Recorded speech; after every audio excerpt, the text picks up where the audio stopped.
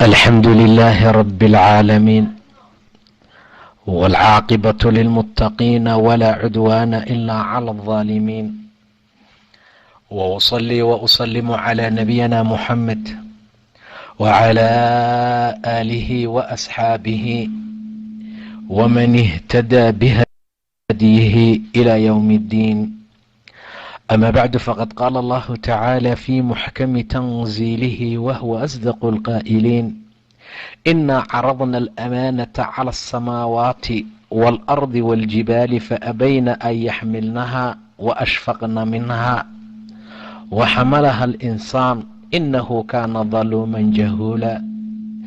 إلهي سبحانه وتعالى wuxuu tilmaamay amaanadu inay tahay waxa ugu qaalisanay ugu weyn ee qofka mu'minka lagu aamino ama la raba inuu ka soo baxo. Amaanadu waa cajiib badan tahay, laakiin maanta waa la dayacay.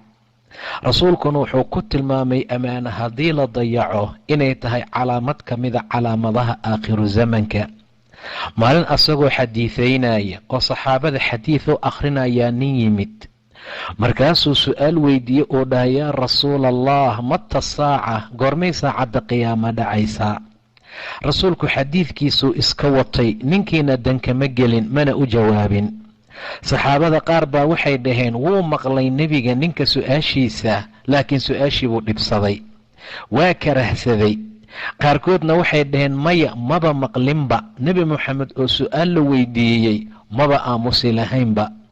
ayagoo dadku ay saa isku hayaan ayaa markuu nebigu dhammeeyey xadiidkiisa wuxuu yidhi: aaway saa'ilkii saacadda i weydiinayey, aawa kii su-aasha i weydiiyey saacadda qiyaamo wakhtigay dhacayso?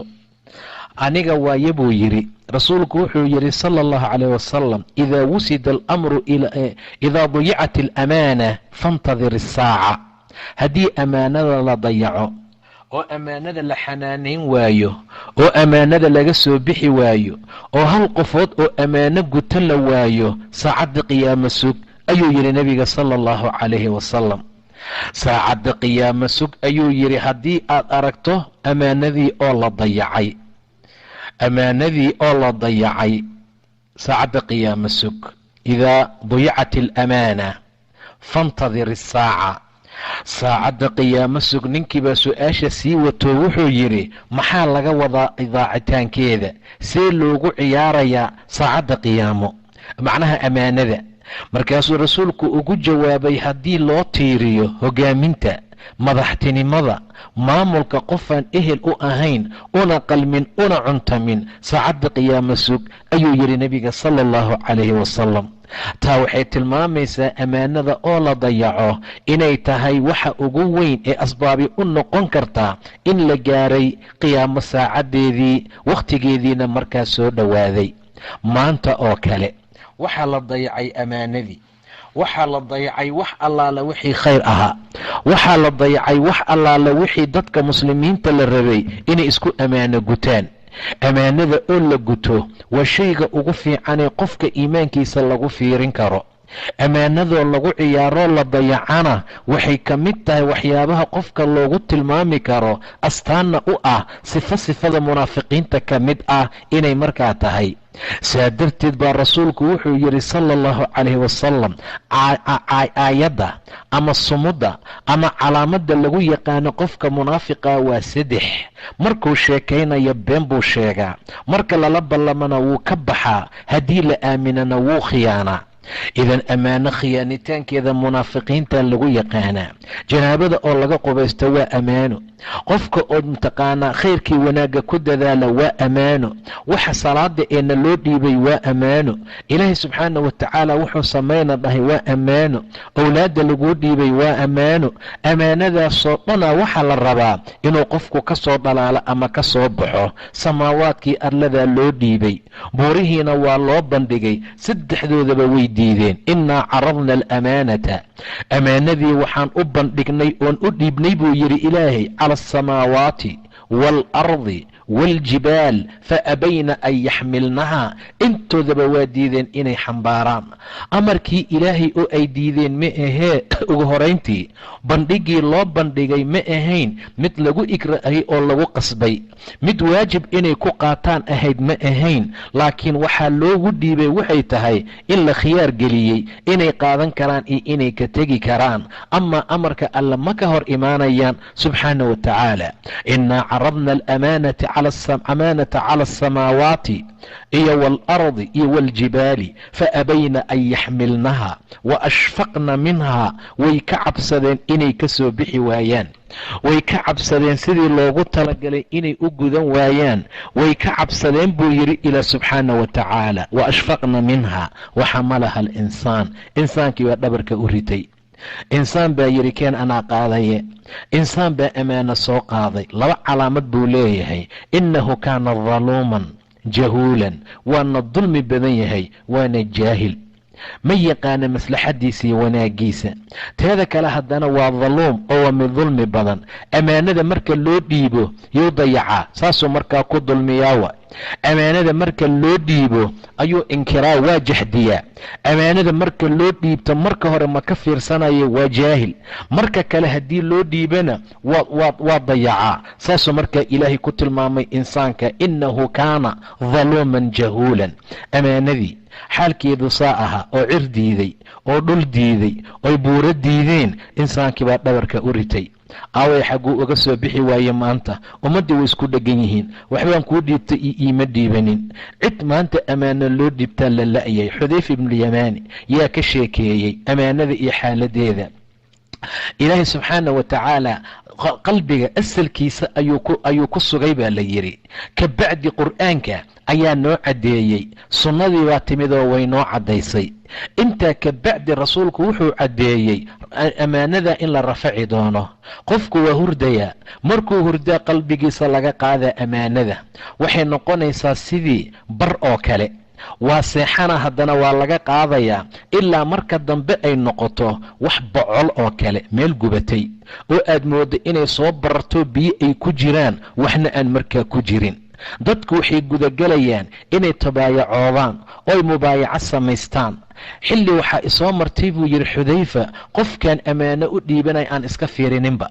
ammaanada saan u wada qofka dariiqa fadhiya xataa inaan u dhiibto anoo iyadoo maanta wax la kala qoray, la kala masawiray, qofkii musawirkiisii lasoo qaaday, kombyuutar la geliyey, si kasta loo hagaajiyaa la dhacaya oo la jaxdinaya oo la inkiraya. waxaa isoo martay buu yidhi xilli aanan u aabba yeelinba qofkaan ammaanada u dhiibanayo. hadduu nin muslim ah yahayna diintiisaa ii soo celin jirtay, asoo isoo raadinayaan arki jiray. alla ka cabsi baa jiray, wanaag baa jiray.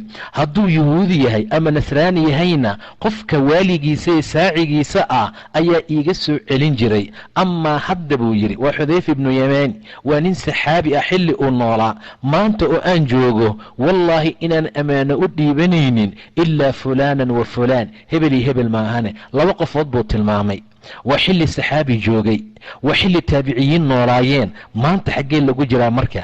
ammaanadii aaway. $100 ayaadan qofku aamini karin maanta. $20 baadan qof ku aamini karin. gabar aad dhashaadan qof ku aamini karin. diintaadan qof ku aamini karin. ammaanadii maanta waxay noqotay sufur, meel eber ah oo hooseysay maanta taala. saa darteed buu xudayfe yidhi, wallaahi maanta ku ammaani maayo, mana ku ammaanaysanayo, ammaano u dhiiban maayo ilaa 2 qofood maahane, waa hebel iyo hebel.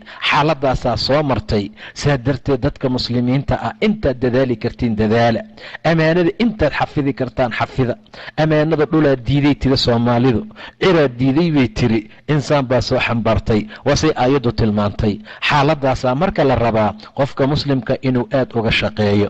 ammaanada marka la guto waxay noqonaysaa dacwo ilaahay diintiisa dadka loo fuliyey ayay noqonaysaa. laakiin muslimkii maanta hadduu khaa'in noqday, kii iimaanka sheegtay hadduu khaa'in noqday, kii gabadha ahaydee xijaabaneed haddii ammaane ay gudan weysay, carruurtaada kuma aamini kartid, jeebkaaga kuma aamini kartid. waa xiladaadii, adaa qaba, gurigaagay joogtaa, haddana waa la kala shakisan yahay.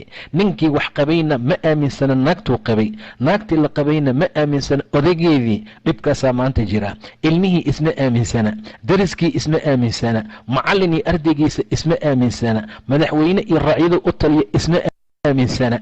adduunkii sida rasuulku tilmaamay, idaa dayicat alamaana faintadir isaaca, tii maanta markaa maraysaa. haddii amaano la dayaco oo wax xakameeya oo xanaaneeya oo wanaajiye la waayo, xilligaa haddii la gaaro saacadda qiyaamo suga. xaaladaasaa taagan. qofkii wixii ay ka dhaceen oo loo jeedaa lugta laga saaraya maanta, markuu tagana waa la soo qaadan. waxaas waaba dhaceenba. kii jeebkiisa ku jiray yaa lagala soo baxayaa. si xirfadaysan ha looga qaato, sixir ha looga qaato, indhasarcaad ha looga qaato. xaaladaasna markaa way taalaa, wayna jirtaa. rasuulku wuxuu ka sheekeeyey nin baa nin kale ciqaar ka iibsaday baa la yidhi, dhul buu ka gatay.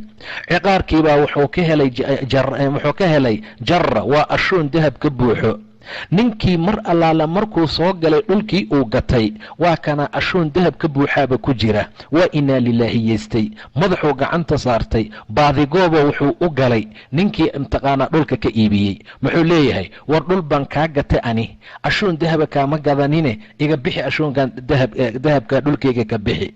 kii dhulka iibiye wuxuu leeyahay, war ani dhulkii waxa ku jirba adaan kaa iibiyey, war igama iibinina, ani dhul baan kaa iibsadee jaradaani ashuunkan dahabka iga bixi. dagaal labadii nin, dahabkan qaadii qaadan maayo, iga bixi ii kaa bixin maayo. dacway gaartay, maxkamad bay gaartay. heer dadku ay heerkaa gaaraan, ammaano ma jirto maanta. ammaano ma laha maanta. qof wax lagu aamini kara ma leh, sidaada qof u sheegan karin. maanta markaad u sheegto dhahda saa isaabaa jira, intaadan gurigaaga ka bixin suuqay kaaga horeeya hadalkii. hadalku waa ammaano, sirta lagu dhiibto waa ammaano. gabar baa kugu siriyeysanaysa ku dhahaysa saa ii saasaan rabaa, guur baan doonayaa, ninkaasaan ka doonayaa. xaalad noocaasoo kale ammaano waaye.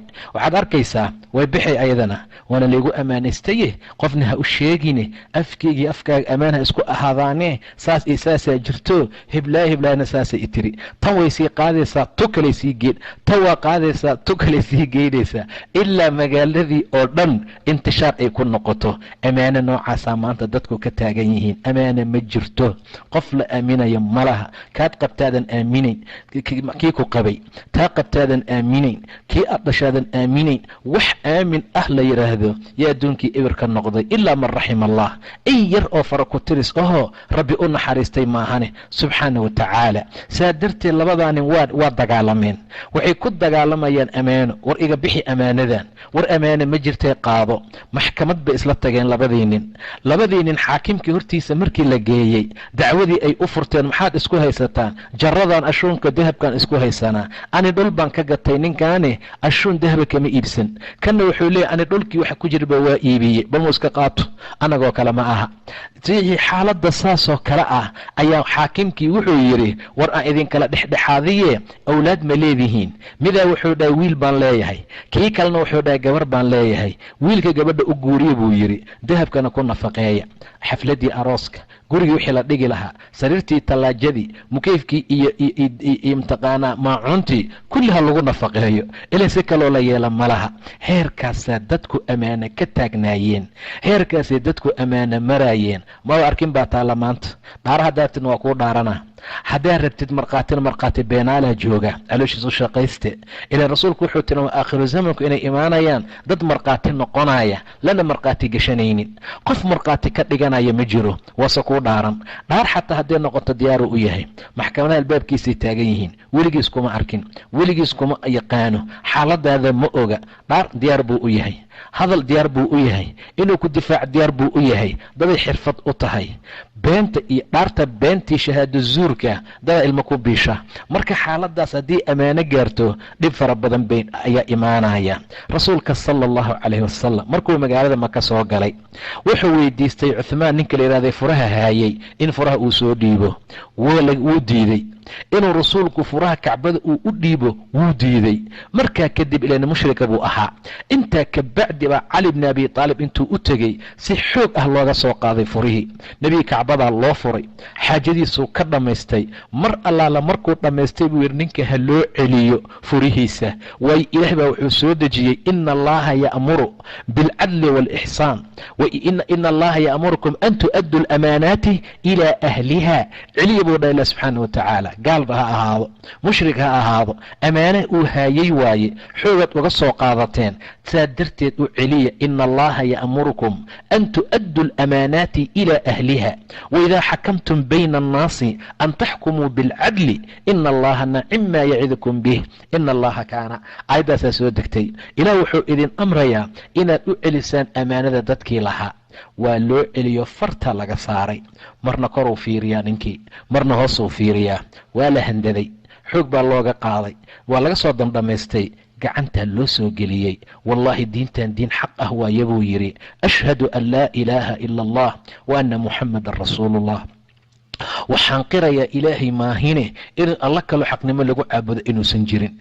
diin amartay cadaalad, diin amartay ammaano guditaan, diin amartay in qofka ammaanadiisa la siiyo. waa diin xaq ah. saasuu markaa yidhi. maanta gaalkii waa la khiyaanayaa, kii muslimkaa waa la khiyaanayaa, gabartii waa la khiyaanayaa, ardaygii waa la khiyaanayaa. ammaana maba jirtaba. saa darteed bay dadku inay diinka ka sii ordaan meehee aadan arkayn wax diinkii qof wax sameeyey ama wanaag sameeyey darteed markaa ku soo gala. walaalayaal, ammaano ma hayno horta. hal qof oo ammaano gutaa nagu yar amase aan jirinba. qalamaa yuujad. ilaahay waa la khiyaanay, rasuulkii waa lagu daray, owliyadii waa la raacsiiyey, muslimiintii iska badbaaba, bulshadii dhexdooda. ammaanadu waa shay muhiima walaalayaal. ammaanada aan ka soo baxno. wax kastoo ammaano ah oo lagugu ammaanaysto, hadal lagu sheegto sira waa ammaano, owlaad lagu siiye waa ammaano, wuxuu rabbi kugu deeqay waa ammaano, jawaarixdan aad u jeeda, indhaha, dhagaha, carabka, afka iyo wixii lamid ah, kulli waa ammaano. saa darteed baa la rabaa sidii loogu talagalay in looga soo baxo. inaa caradna alamaanata cala alsamaawaati waalardi waaljibaal faabayna an yaxmilnaha waashfaqna minha waxamalaha alinsaan. annagaa dhabarka u ridanaye inaan soo xambaarnaa nalaka rabaa. annagaa dhabarka u ridanaye inaan sidii loogu talagalay uga soo baxno waa lagama maarmaan. ilaahay baa laga baryaa inuu kula garab galo. ilaahayaa la weydiistaa qof ammaano guto inuu kaa dhigo. qofka markuu ammaanaysta yahay, ammaanada uu gudanayo, bulshada way jecel yihiin, bulshada way ku soo hoomaan, waa u duceeyaan, waxbaa loo dhiibtaa. khaa'in dhale haddii aad tahay, ummadda nafta u keenay oo naf xoolahoodii inaad dhibtood dhibaatayso, cirdigoodii inaad ammaanadii uga soo bixi weyso, arrimooyin fara badan oo nooca isaa inaad la timaado. haddaad noqon weysana ummadda way ku nacayaan. ummadda waxaa loo jeeda qofka aaminka ah. nebi maxamed amiin bay dhihi jireen, aamin bay ku tilmaami jireen. magaalada markuu ugu aaminsanaa, xoolaha loo dhiiban jiray, xataa kufaarta hantidooda asagaa haayay sala allahu calayh wasalam. magaalada maka markuu rabay inuu ka safro, cali bni abi aalib ayuu la ballamay. sariirteeda jiifuu yidhi ilaahay idinkii wax dhiba ku gaarsiin maayaane. waayo sariirta qofka jiifta habeenkaa in la dilo ayaa ballan lagu qaaday. dhowr nin ama 10 gaaraya oo dhallinyaro ah oo xoog badan oo mid kastaa seef saarima wataa iyo albaabka u taagnaa. cali waa uu jiiftay, weliba go-ii nebigu hugtay. maxaa loo reebay cali? cali waxaa loo reebay inuu ammaanaadka ka bixiyo, inuu ammaanaadka guto. xalad noocaasaa la samayn jiray. saa darteed ammaanada dib aan u soo celino. qofkii wax noo dhiibta yaanan khiyaanin. qof allaala qofkii ilaahi subxaana watacaala dartii nagu aamino aan aaminno, ammaanadiisii aan uga soo baxno. wixii dad noo sheegtaan aan u qarino. waxaan banaanka iska yaala yaynan dhicin. canug yar oo anas ibni maalig la yidhaahdo yaa rasuulku meel u dirsaday sala allahu calayh wasalam. arrintiibuu u aaday, markaasuu gurigiisa ka soo habsaamay baa la yidhi. markuu ka soo habsaamayuu imaan waayuu ka soo daahay. yaa hooyadii tiri, maxaa u soo daahday anasow xilligan aad u socotaa? rasuulkaa meel ii diray buu yidhi. muxuu kuu diray bay tiri. markaasuu dhaha hooye see waa adi? sir waaye wuxuu nebigu ii diray sal alla alay wasalam. canug yariisa waay, sir waayee see kuugu sheegaa? ilma yar oo hadda la tarbiyeeyey wa gacanta nebigu ku tarbiyoobay. ma ahan qaa'in. ka yariiskii aad dhash maanta waxbuu khiyaanaya, shilinkuu kaa khiyaanaya, yuuraduu kaa khiyaanaya, dolarkuu kaa khiyaanaya. waa ilmo yariis ah, waa ilmo mtaqaanaa ku koraya bay-ad ayadoo dhanba ammaano dayacday, bay-ad ayadoo dhanba xumaan socota ah, bay-ad ayadoo dhanba ummadooda ay khamri cabaan, bay-ad ayadoo dhanba ummadooda ay khaa'iniin yihiin, ilmo ku barbaaraya waay. iyo anas oo ku barbaaray bay-ad qiimo badan, nebi maxamedna macallin ka yahay sala allahu calayhi wasalam. hooyaa ka sii daran, qofna ha u sheegin bay tiri sirta nebiga sala allahu calayhi wasalam. hooyinka maanta jooga maxay ku leeyihin, aabbaha muxuu ku sheegaya hadaay, dhegta muxuu kugu sheegaya, wuu ku dila haddii kale, babisay usoo qaadanaysaa, barqabadka dabka lagu qaaday usoo qaabanay, wuu guulguulaysaa, wuxuu ku sheegaya ii sheeg bal muxuu ku dhahay aabba hadaay, may hooy wax ima dhihin, wuu ku yiri caawa cash aan ku siihi anaa ku aqaanay. xaalad noocaas bay-ad mataqaanaa saas arrinteedu tahay. hooyadii waa qaa'inad, aabbii wuu ka daran yahay, gabadhii la dhalay ma soo jirtaba iyada, wiilkii iska badbaada waa. marka bay-ad noocaasaan maanta ku noolnahay oo ilaahay subxaanahu watacaala agtiisa khayr iyo wanaag ka raadinaysa. haddana ilaa lasoo laabto, laistaqayuriyo, xumaantii aan samayno aan iska dayno, wanaaggii aan samayno aan laba jibaarno, dembigii aan galno ilaah aan ka istikfaar weydiisano, ilaa inta ay dhacdana taqyiir iyo bedel markaa lama helayo. anas muxuu yidhi, thaabidow haddaan cid u sheegi lahaa adaan kuu sheegi lahaa buu yidhi, waa ardaygiisa. xaaladaasi marka waa shay muhiim ah oo loo baahanya. soonku waa ammaano, salaadu waa ammaano, dikriga alla waa ammaano, wax walba sidii loogu talagalay in looga soo baxo ayaa markaa loogu talagalay. gebagabadii qiyaamaha marka la tago, dhibaatada weyn ee jira waxaa ka mid ah inuu ilaah yidhi wa in minkum ilaa waariduha kaana calaa rabbika xatman maqdiya. qof kasta jahanamuu kormarayaa, qof kasta jahanamo ayuu aroorayaa, waa la gelayaa. waa qof walba. markay aayaddaa soo degtay saxaabadu waa ooyeen, jilbahay ku okromeen, jilbahay ku fufadhiisteen. rasuulkii allah waxay dheheen aayaddana nala ku soo dejiyey. kadib baa ilaahay yidhi uma nunaji aladiina attaqow wanadaru aldaalimiina fiiha jithiya. in allaala inta rabbi ka cabsatay, diin alla ku dhaqantay, khayrkii wanaagga ku dadaashayna waa salaamaynaynaa oo si nabadaan u gudbinaynaa. dhaalimiintana ayagoo jilbaha ku fufadhiya yaan meesha oga tegaynaa. siraadka markaa loola jeedaaye, siraadka hoostiisa jahanamaa yaala. qof kastana waxaa la amrayaa inuu markaa maro labada dacal iyo labada dhinac ee siraadka. waxaa la istaajinayaa buu dhahay nebiga ammaanada iyo riximka. qaraabada qofkii xiriirin waaya oo sidii loogu talagalay iyo xaqooda ka soo bixi waayana way qabanayaan, jahanamay ku ridayaan. qofkii ammaanada dayacayna way qabanayaan, sidoo kale naarta hoosay markaa ku ridayaan. labada dhinac baa la istaajinayaa. jahanamo kalaabiib baa ku taala, birkawaaneed. ninka kawaankae hilibka gada, bir qaloocan sooma suro hilibka, dhinacna kor baa laga suraa, dhinaca soo qaloocanna hilibkaa la suraa. birkawaaneed kalaabiib oo shawq sacdaan, qodaxda madiine ka baxday sacdaanka la yidhaahdo oo kale ayaa saas uga laalaada buu yidhi rasuulka sal alla alayh wasalam. xagga magacay qodaxdu ka tahay maahane, xooggeeda sida ay la eg tahay, awoodeeda siday wax u qabanayso ilaahay maahina qof kaloo yaqaana ma leh ayuu dhahay suubanaha sala allahu calayhi wasalam. saasay u laalaadaysaa, waxay qabanaysaa qofkii la amray inay qabato. dad fara badan bay ku dhegi doontaa. rasuulku wuxuu dhahay ammaanada dhinac bay taagan tahay, qaraabadiina dhinac bay taagan tahay. dadku way marayaan marka calaa qadri acmaalin bay ku marayaan. qof kasta oo ammaano ku cayaaray oo soo gaarayba dhab bay siinaysaa ammaanada, kama baxsan karo. qof kasta oo raxamkii qaraabada xagaajin waayeyna saasoo kale way qabanaysaa, markaasay naarta ku dhex ridaysaa. dadku way soo gudbayaan. anaa ugu horeeya buu dhahay nebiga, qofka ugu horeeya ummaddiisa la soo gudba. kadibna intaan siraadka dushiisa istaago waxaan dhahayaa ilaahayow dadka soo badbaadi, ilaahayow dadka soo kori, ilaahow dadka nabad ku soo bixi. nabigu waa baryootamayaa. markuu gudbay isla markii ma aadaya jannadiisa. dadka wax iga galay dhihi maayo, wanina nebi naxariis badan. wuxuu dhaha rabbi sallim, rabbi ummatii, ilaahu ummadeyda soo kori, ilaahu ummadeyda soo badbaadi. dadkii way soo gudgudbayaan, calaa qadar acmaalin bayna ku soo gudbayaan. qofaa sida biriqda usoo maraya buu dhahay rasuulka sal allahu calayh wasalam. qofaa wuxuu u soo marayaa sida hilaaca oo kale, qof wuxuu u soo maraa sida dabaysha oo kale, qof wuxuu u soo maraa sikay kaftan iyo maalaa yacni qaylii waxaan waxba ka jirin baad ku hadlaysay. weli subxaana allahi ma dhihin, weli alxamdulilaahi ma dhihin, weli daad ma tukanin weli qallaa kuugu jirta seed baqso lagugu gudbinayaa midna saakasuu u soo kacay ilaa xoolihiisa xalaashii shaqooyinkiisa adduunka uu ku jira meehee inta kale cibaado ilaahay masaajid aaditaan subxaana allah xataa asagoo dukaankiisa fadhiya yaa musxafku meesha u saaran yahay intuu kastamku maqan yahay ama zabaa'inku aysan weli imaanin waa kale furanaya waa akhrinayaa isku mid may noqonayaan waa maya dad baa soo gudbaya buu dhahay nabiga sal alla aleh wasalam qofaa imaanaya bartamaha marka uu marahayo zaxfi buu uga soo baxaya gurguurasho marna way qabanaysaa birtii ee shooka sacdaanka oo kale eed kalaabiibtii marna waa ka fakana mar way qabanaysaa way xaganaysaa dhiig baa kasoo qubanaya mar waa ka soo baxsanaya ilaa marka dambe uu bannaanka yimaado qof waxaan arkayaa buu dhahay nebiga suu u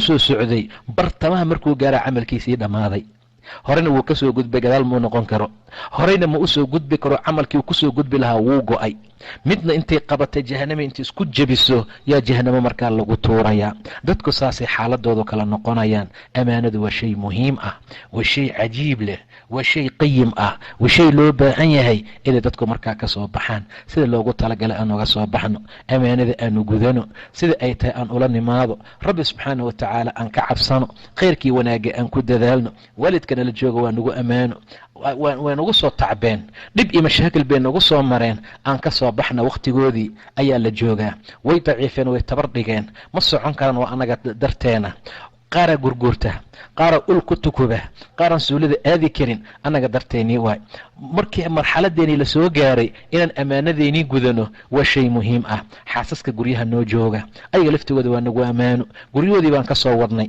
anagay noo soo dhaxeen meelay aadaan ma yaqaaniin waad garaacday way joogtaa meelay aadaysa ma leh waad caysay meelay aadaysa ma leh waad waa u diiday meelay aadaysa ma leh sidaa darteed buu ilaahay ku tilmaamay wasaaxib biljambi ayaga laftigooda inaan ka farxino oon wanaajino ammaanadaana aan wanaajino shay muhiim ah oo rabbina amro agtiisa khayr iyo wanaag aan ku gaarayno ayay markaana la mid tahay inaan ammaano waxay u baahan intaan awooddeenu ay tahay inaan siino qowlun macruuf ومغفرة خير من صدقة يتبعها أذى قول معروف لسانك في عننا لك لأيهي رقنا ما أنت لك لأيهي سكستي أرب بدنتهي سكستي مشاكل بدنتهي سكستي أطهي قفل لبات بضن ولا هجاجين كرا قول معروفة كفلا لسان معروفة كفلا شقائق رجال بوكدقي إلهي سبحانه وتعالى سادرت با كلمة طيب أو أتكت هذا يا فرحت قلنايا أدون كذي آخر ذي وحري ريس oo aan waxba ahayn oo hadiyad ah oo aad siiso yaa farxad gelinaya oo ilowsiinaya wax allaale wixii xumaanay hore loo gaarsiiyey wallahi raggii yaqaanay raggii baran lahaa raggii ka soo bixi lahaa wax walba waxaa la rabaa cunfi iyo adayg iyo waxyaabo badan markaa lagu wado taa markaa ma soconayso ammaanada walaalayaal shay aad iyo aad u qiimo badan waay oo ilaahay subxaanahu wa tacaala la amray markaa ka soo baxno sida loogu talagalayna aan markaa ula nimaado haddii kale qiyaama la isku qabsan doonaa kii ammaano wanaajiyeyna jannaduu ilaahay gelin doonaa kii ammaano xumeeyeyna ilaahi subxaana wa tacaala agtiisa dhibaatii mashaakil ayuu kala kulmi doonaa dumarka ayuutada aruuriya laftigoodu ammaanada ma gutaan in badan oo ka mid ah dumarkuun baa lagu eedeyn jiro ayuutay galaano xaaladooda saa aho arrimo noocaas raggii babaata ku jira soomaha rag waxaad arkaysaa 500 iska aruuriya maxay ku jiraan ayuuto marka hore dumarkii la dagaalami jireen maanta ay u arkeen wax fiican inay tahay oo wax lagu kabi karo arin lagu hagaajin karo say noqoto kuwaana ay laftigooda waa inay sidee tahay ammaanada u gutaan haddaadan ammaano gudan karin faraha kala bax haddaadan ammaano qaadi karin iska jooji haddii ammaanada aad ogtahay inaad daciif aad ku tahay qof kale isaga wareeji saasaa markaa fiican ammaanadu waa shay culus dhabarkay kuu saaran tahay sidaa darteed baa ilaahi subxaana wa tacaala agtiisa ciqaab iyo cadaab looga mutaa haddii sidii loogu talagalay loola imaan waayo say u aroorinayso markay badataad maqlaysaa maalintii kale islaantii hiblaaye ahayd oo ayuuta hebel madax ka ahayd waa dhoofta waxay aaday magaalo kale u dhooftay ilaah xaqa waxaan ka rajeynayna xaqna waafajiyo طاعدي دين الله نوسقه ربي حقي وناقه نوافجيه إلى حق وحن كبر انت حنوسن عافمات تام الله سي نصف شعبان بانو مرينا إلى قولوا دم دافع الله نقدر اللهم آمين وبالله توفيق والله أعلم.